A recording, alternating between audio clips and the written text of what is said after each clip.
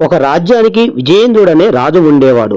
విజయేంద్రుడు చాలా కఠినాత్ముడు, నిరంకుశుడు, ఎవరు చెప్పినా వినడు. అతని పరిపాలన కూడా అతని వలనే ఉండేది. రాజును ఎదిరించే సాహసం ఆ రాజ్యంలో ఎవరికీ లేదు. ధైర్యం చేసి ఎవరన్నా ఎదిరిస్తే కఠినంగా హింసించేవాడు. ఆ రాజ్యంలో రవివర్మ, గుణశర్మ అనే ఇద్దరు స్నేహితులు ఉండేవారు. ఒకరి పట్ల మరొకరికి ఎంతో నమ్మకం, విశ్వాసం, అభిమానం, ప్రేమానురాగాలు చాలా గొప్పవి. రాజుగారికి అఘాయిత్యాలను చూస్తూ అందరిలాగా మౌనంగా ఉండలేక ఉండిపోయారు ఆ ఇద్దరు మిత్రులు.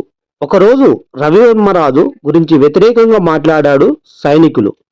అతనిని బంధించి రాజు ఎదుట హాజరుపరిచారు.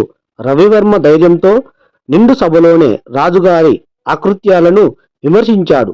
ఆ మాటలను విన్న రాజు కోపంతో రవివర్మను బంధించి కారాగారంలో ఉంచమని భటులను ఆజ్ఞాపించాడు. గుణశర్మ ఇదంతా తెలుసుకొని మిత్రుడి కారాగారంలోకి కలిసి, నీకోసం నేను చేయగలిగింది చేస్తాను, నా ప్రాణాలను కూడా లెక్క చేయను, నీ కోరిక ఏమిటి మిత్రమా అని అడిగాడు.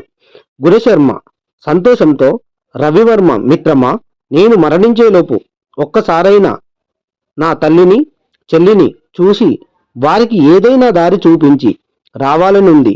ఇంతకంటే నాకు వేరే కోరిక ఏముంటుంది చెప్పు మిత్రమా